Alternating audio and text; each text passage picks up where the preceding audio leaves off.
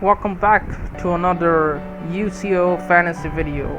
I always love doing this video because the game is so good. Like, it has a variety of options and I can choose a lot of different players to go for, and everyone has a lot of point potential.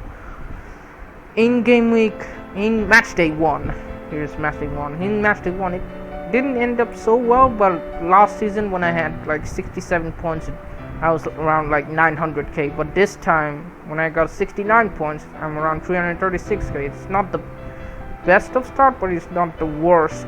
I've had way worse starts than this, so this is something to build on. In matchday 1, it's a bit of hit or miss with the captaincy. Like, I should have captained Bellingham, but I don't trusting my own team too much on a fantasy game, because it just puts me on with added pressure to see my team win, but also see the player, a specific player, wanting a specific player to score. It's too difficult to support, so I didn't captain Bellingham. That's the reason. Di Maria was a fail. Haaland, I removed the captaincy because 5 points isn't enough. Lewandowski did some bits, but he wasn't fully involved. The wingers around him were getting much more chances. Xavi Simons, man of the match, that's why he got 4 points. Otherwise, he had a pretty terrible game in terms of fantasy. Thuram didn't start. Sane, group stage master, really, like group stage beast. Sane scores again. Di Lorenzo attacking threat, so much attacking threat. João Cancelo got a clean sheet and 7 and a bonus point or a recovery point. God, this name has recovery points.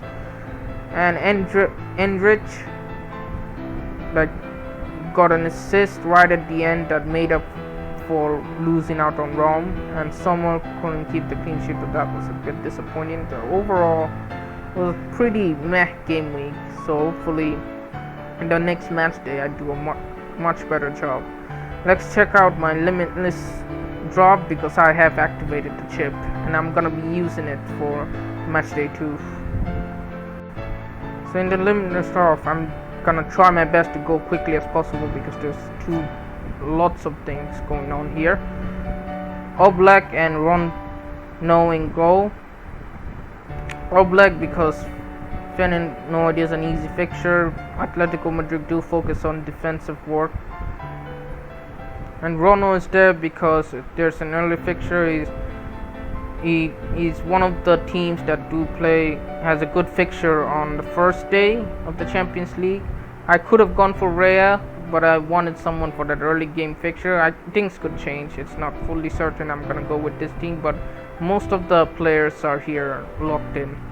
In the defense is Davies, Di Lorenzo, Cancelo, White, and Hakimi. Davies, easy fixture against Copenhagen.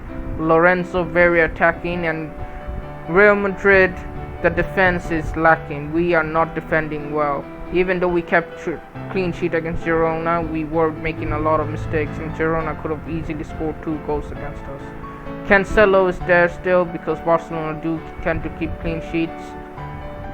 White is there to cover Raya, and Hakimi is here because he was playing like a striker. Like, Enrique really changed his position. He was so involved in the penalty box against Dortmund that I couldn't leave him out this time. And him against Dan Burn, him and Dembele against Dan Burn in that wing, it's gonna be chaos. I think Hakimi could take real advantage of it. I think Newcastle will try to defend more and hold out on the point, and then go for it. That's how I think Eddie Howe is gonna play these big games. In the midfield, it's Saka, Odegaard, Sane, Bruno, Bellingham. Saka, it's a bit of a doubt, but I think he plays.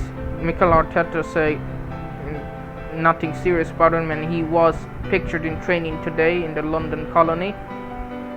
Odegaard, I think he does well in Champions League games, and he is second on penalty duties. He creates a lot of chance that will go for something. Sane, I have to keep in. He's really good in group stages. Bruno Fernandes, I think I can hope for a penalty here and there. Manchester United does do decently when Champions League arrives. Bellingham, I have to keep him. He's my only Real Madrid player and the only one I'm gonna be sticking to him, and he's highly owned as well. And then the front line is Martinez, Haaland, and Kane. Kane, I have to go for. He's essential for this week. Such an easy fixture. Haaland, I have to just keep him for safety. And Martinez, because Benfica at home, he also got 4 goals in the weekend. 4 goals. I think we're coming off the bench in the 55th minute. I just can't believe how good he played in that match. Even though it wasn't against an easy team, this is an easy fixture for them as well, because Benfica aren't the same team as last season. Inter Milan, it's a bit hit or miss, but I think the manager learned from his mistake the last time when he tried to rotate in the Champions League games and it didn't end well. So he's not gonna do that again, and he's gonna put out a strong team hopefully. And Lautaro Martinez is on pens as well. So let's look at how this team lines up and who are my captains. So the team basically just lines up. I don't have to make many decisions here. Like, just line them up as the day they play. That's how it works in this game. The captaincy is the real deal here. So for day 1, I'm picking Kane because Copenhagen easy fixture. And day 2, I'll still go for Haaland, I guess. Maybe if Kane doesn't work out, I'll still go for Haaland because RB Leipzig are a way better team than last season, but they still concede goals. And Haaland in the Champions League is a bit different.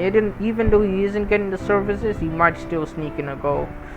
I don't know if there's any other choice other than Haaland, but if I feel like I should go for someone else, I'll probably just post it on Twitter.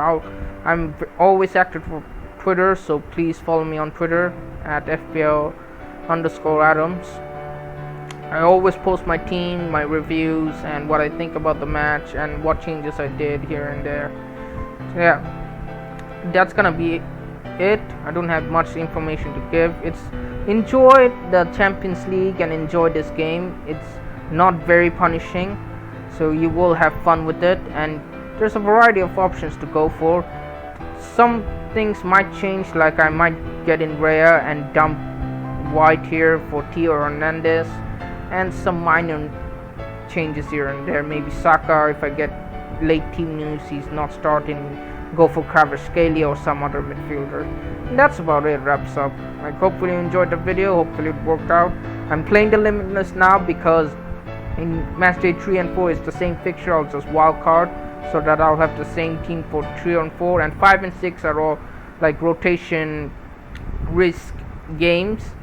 That by that point we'll know who will qualify. So I'd rather use the chips this early on. So yeah, that's about it. Thanks for watching and catch you all next time.